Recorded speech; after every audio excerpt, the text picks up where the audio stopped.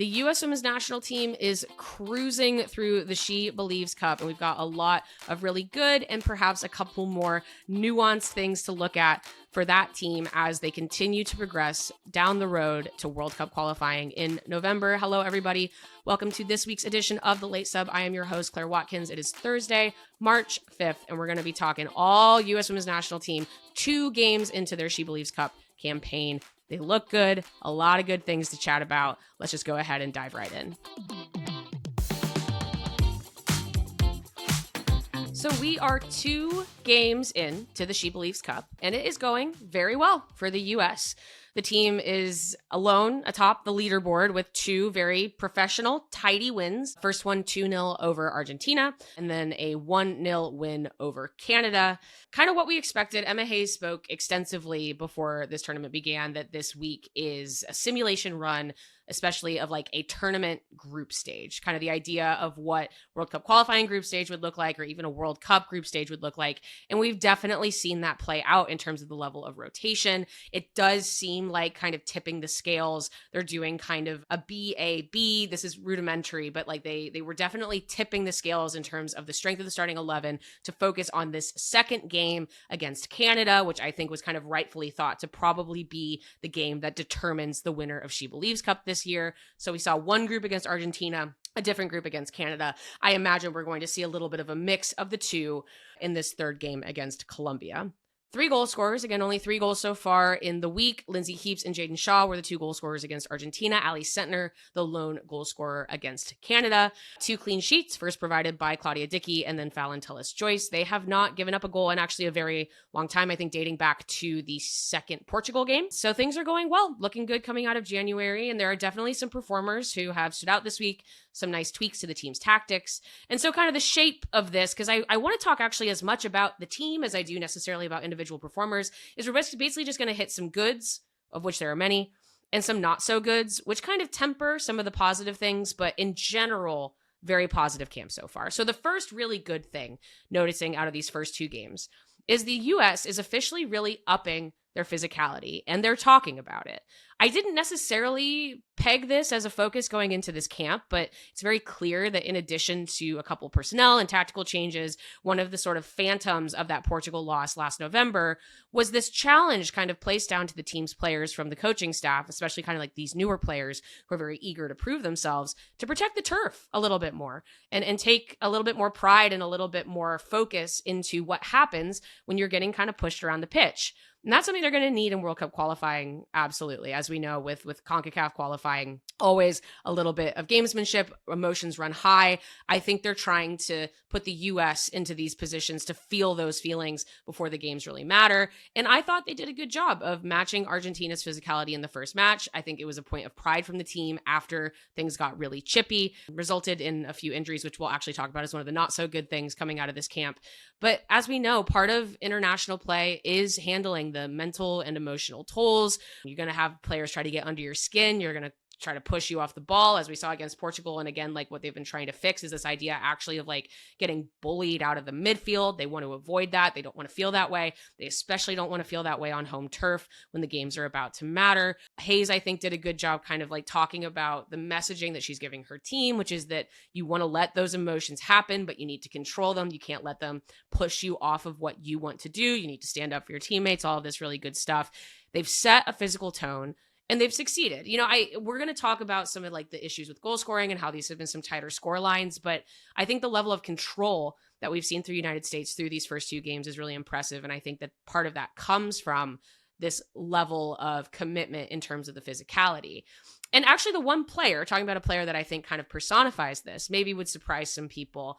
For me, watching that first Argentina game, one of the players that continuously does not always, if you think about her player profile, you don't think of her as a physical player, but I keep watching Lily Johannes in the U.S. midfield, and I think actually she gets targeted sometimes. She's young. She's their most kind of dedicated technical ball progressor a lot of the times when they put her in the midfield. I thought it was interesting that she was selected to be part of that Argentina midfield rotation, not tapped to start against Canada.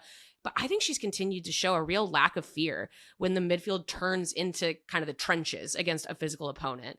Hayes has said, they talked about this on the broadcast, that they would like to see more defensive growth from Johannes, become a two-way player. That's a very natural coaching point for a young player. I don't think it's bad. I don't think it's like a misread of Johannes's strengths. I think that's the kind of mantra you want a young player to have. But every time I see Johannes kind of get dropped into the Thunderdome, I think she does pretty well. She gets shirt tugs, she gets pushed. I think that she actually does a really nice job of not getting too phased while still being good at all the things that we know that she's good at. Long ball distribution, forward progressing passes, really a natural kind of space provider. But I am liking what I'm seeing on the defensive side as well. They had a couple moments against Argentina where the defense, and the defense wasn't totally settled this week, got split.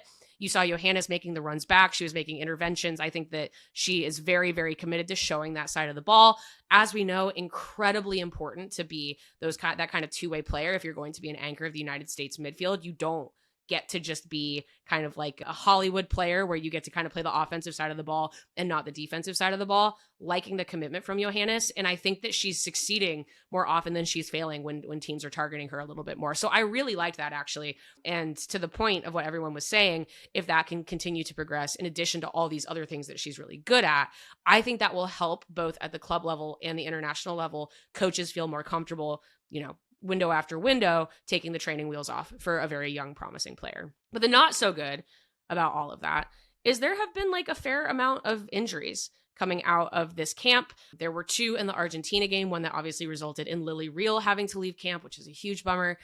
Fortunately, Trinity Rodman was able to bounce back from her kind of back tweak. We'll talk about that in a second. This has been a physically punishing camp for the U.S. Jordan Bugg had to leave before camp started. Kate Wiesner had to leave before camp started. Mandy McGlynn left camp due to a hand injury, like a finger injury. Bugg, as we know, was replaced by Emily Sams. Wiesner was replaced by Avery Patterson. But Reel and McGlynn, those injuries went unreplaced due to like mid-play tournament rules. You can't replace your roster once the tournament has begun. Totally fine. But I do feel like if you're looking at the player profiles of all of those players that have had to leave camp, I do think the U.S. lost some opportunities to hammer out serious appearances for a defense that is still in flux. Now, we did have some players step in these first 2 games and really show what they can do and actually make things like a little bit more interesting. But it would have been great, as we know, to see like a Jordan Bugg with Naomi Girma, or even Bugg, Girma, and Reel together, if the team truly thinks there's a serious future there. I think, Reel missed January camp because she was doing the Intercontinental Club competition with Gotham, so she wasn't able to be there for that. That is a player that when she is on the pitch looks really solid for the U.S. She looks like someone who maybe even has an inside track to making a qualifying or a World Cup team. But we haven't really gotten to see those pieces together, especially with Girma, who again also has had some availability, obviously not there for Jan Camp, and she started the fall, at least last year, injured. And so I think there's kind of this feeling with the U.S., and it's twofold. We talk a lot about what an incredible job Emma Hayes has done with player pool development. When you do have one player go down, they've done a really, really good job of finding the next player up. They're building experience. They're being very flexible tactically to be able to put different players in.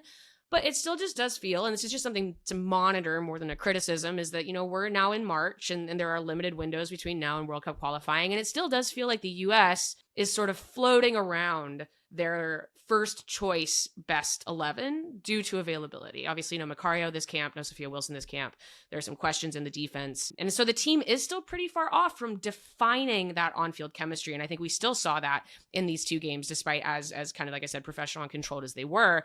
That will start to feel differently the closer we get to World Cup qualifying, whether it looks like the team is settling into some of those patterns of play. But again, kind of looking at those 2 11s of what they saw from Argentina, what they saw against Canada, it did not necessarily feel set just yet. It's almost like they're waiting for some players to come back into camp. You have some players stepping up in depth roles and looking good, but maybe you think a different player would look better there. It's just kind of an interesting place for the team to be. And this camp, we talked about it when the roster was released. We had this whole laundry list of players like that not ready, couldn't do it, injury availability, like all these different players that were not kind of in consideration. Now you kind of go further down the depth line with some of the injuries in camp. And we're still, again, kind of floating around, I think, what that best 11 is. But that's sports, right? So like, you have to kind of look at that and say, wouldn't it be great if they could have this or that? But then you also have to look at how are they managing just one of the normal things of sports, which is that you're just not going to have everybody fit and available. And to that point, I think we do have to kind of take a note of Trinity Rodman's lingering back injury. It was really nice to see her in a bounce back performance against Canada, but that did rear its kind of ugly head in the team's first match against Argentina. That was a really physical game, as noted. It's not like Rodman didn't take contact or like went down on her own, but for as well as she's been doing since taking that significant time off to work on the back injury, it's not really going away. We saw it flare up at the end of the NWSL championship game in November, saw it flare up in this game in March.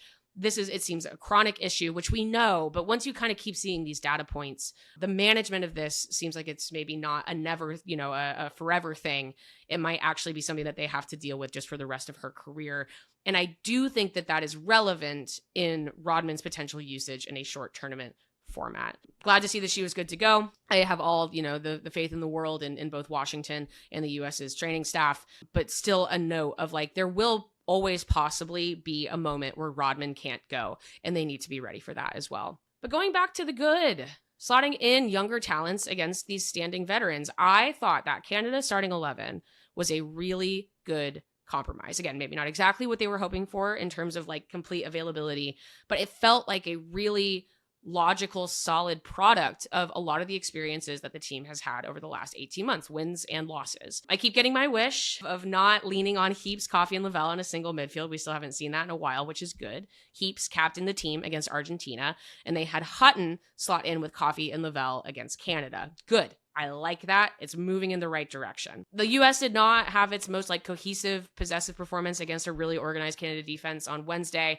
but it was notable to me specifically looking at that Hutton, Coffey, and Lavelle midfield that it was much more effective even in moments where they weren't totally in control when you didn't have that veteran trio of Heaps, Coffey, and Lavelle individually trying to impact the game in a way that's not always conducive to a cohesive midfield style.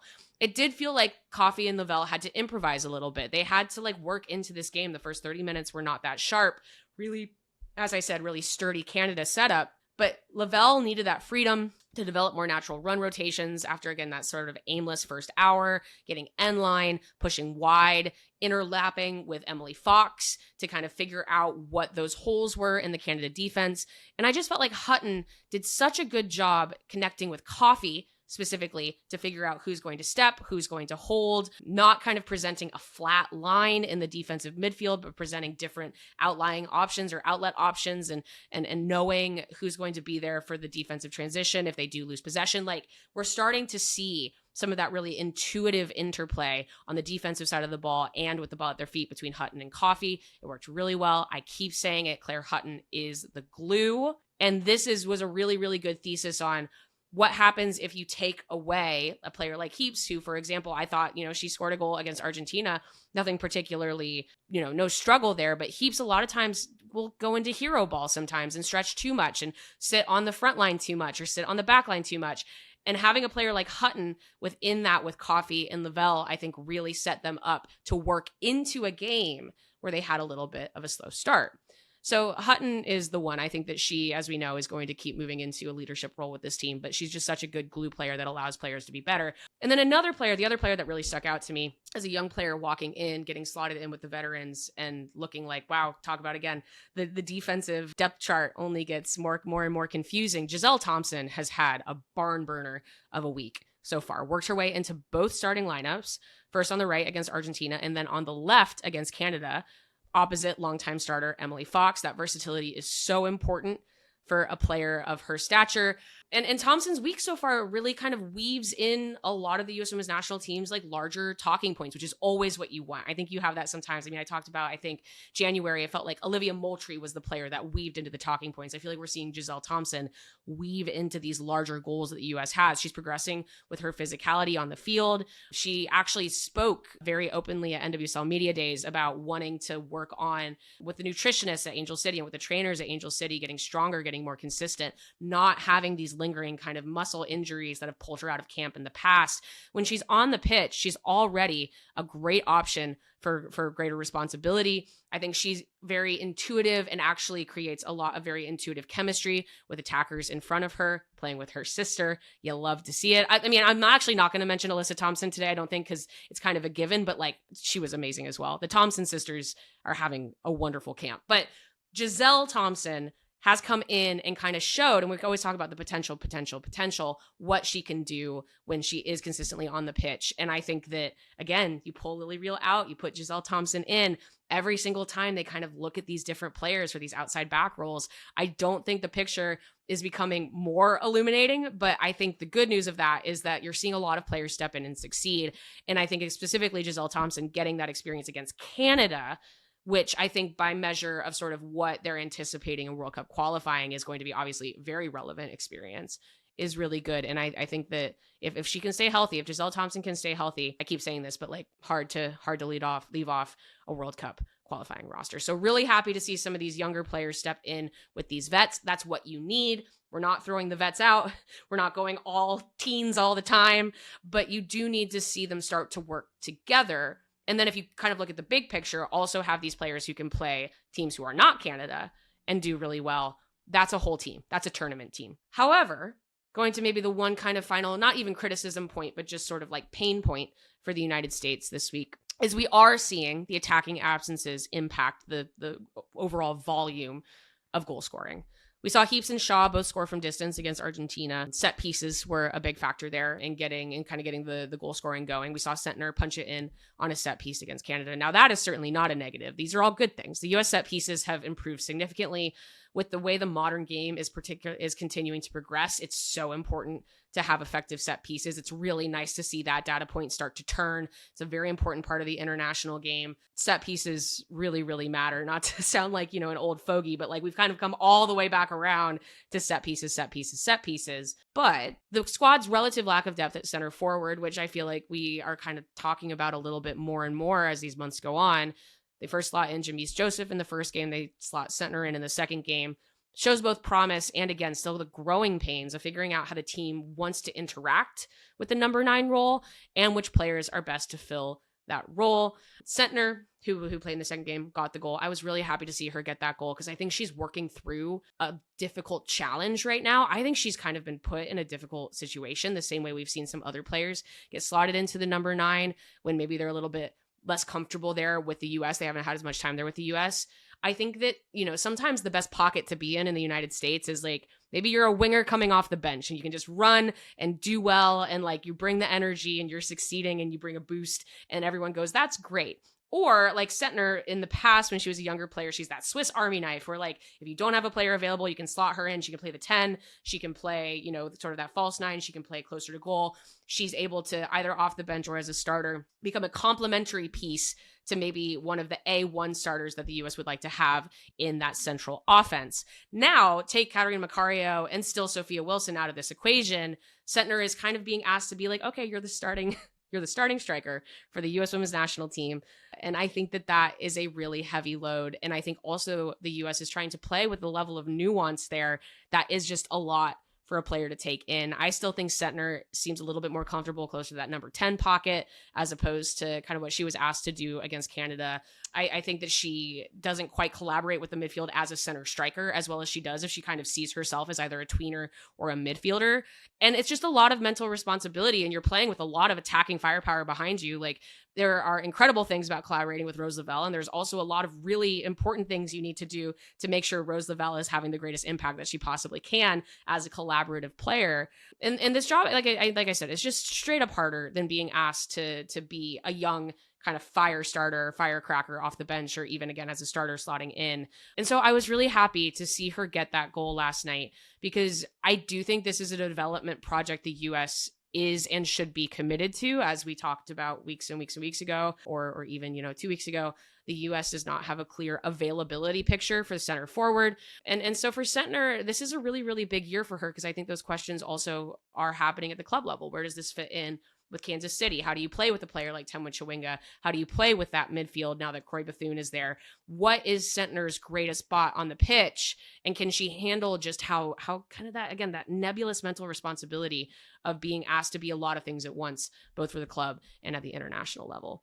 And I think all of that is interesting. It kind of struck up a conversation on social media last night, which is that The US, I think, actually has done a good job of flirting with not really playing with a traditional number 9 all the time anyway. The team really likes a 4-4-2 out of possession. They've been doing that since at least the fall. Again, sort of that Portugal game, I think, like flipped that switch in many ways. They roll more into a 3-4-3 in possession. They want to get numbers forward. I think the midfield honestly just looks so much better. I think that they are doing a really nice job of controlling the middle of the pitch a lot more than even they were a year ago. But to that point about the attack, they're very comfortable calling players like Olivia Moultrie or Jaden Shaw, those kind of like midfield, again, attacking tweeners. They want to come into the pocket, go out wide, be able to collaborate with the midfield. That is actually something that Ali Sentnor should be really good at. I don't know if that messaging is always quite the same for those roles versus what they're asking Sentnor to do. This is why Katerina Macario is kind of the perfect fit if she can get healthy enough to stay there. That's the ultimate question for her. Now, I'm not advocating for the US like packing in an old-fashioned 4-4-2 in possession with no central focal point, like 2 up top.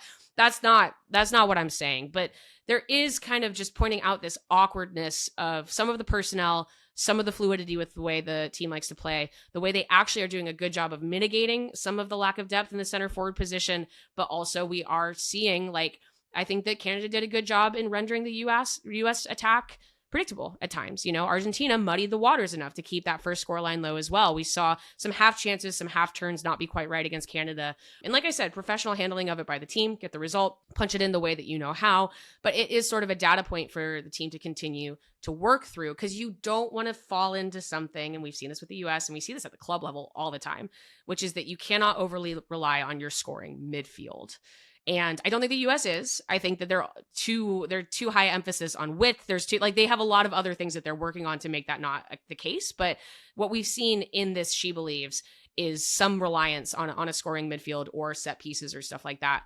And you want to be giving different looks. So just maybe that's the more interesting tape perhaps for the US's continued development out of these first 2 games. But again, this is like half criticism. I thought the US did a really good job tilting that Canada game firmly in their favor for at least 60 of the game's 90 minutes. Set piece success, not something to roll your eyes at, but there's just still some nuance to be gleaned from the US attack and figuring out the best pieces to put in there to make that happen. Which leads me to kind of my last good, because it has been good, and I've kind of mentioned this throughout today's episode, is just that the US has been very in control. I think they were in control of that Argentina game from the very beginning. I think that the Canada game, again, kind of a rough first 25 minutes, but even within that, I thought they did a good job of not allowing sustained pressure. I think when the US overcommitted, as they are wont to do sometimes, when they overcommitted in numbers and maybe got bit on the counter by Canada a couple of times, I thought their recovery defense was very, very good. There were a couple of moments where Canada found themselves with the ball in the box, and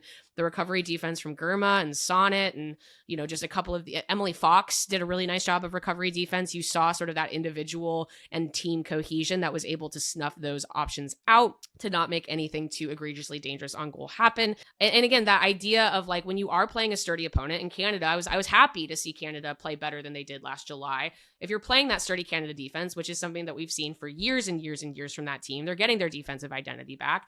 How do you tilt the game? And I think they really tilted the game even before they got the breakthrough. And that's what a consistent team does.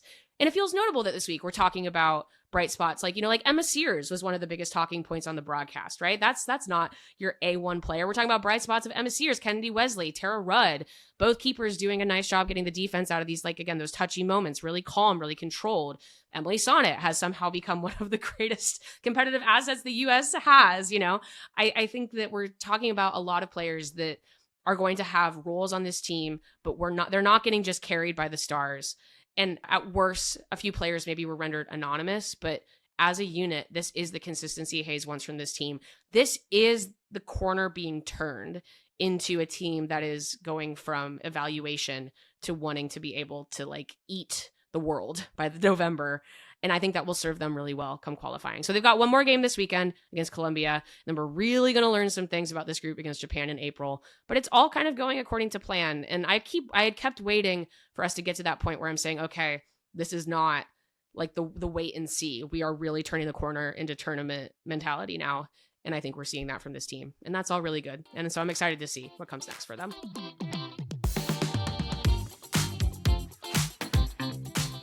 The Late Sub is part of the Just Women Sports Network. This show is written by Claire Watkins and produced and edited by Parker Fenton.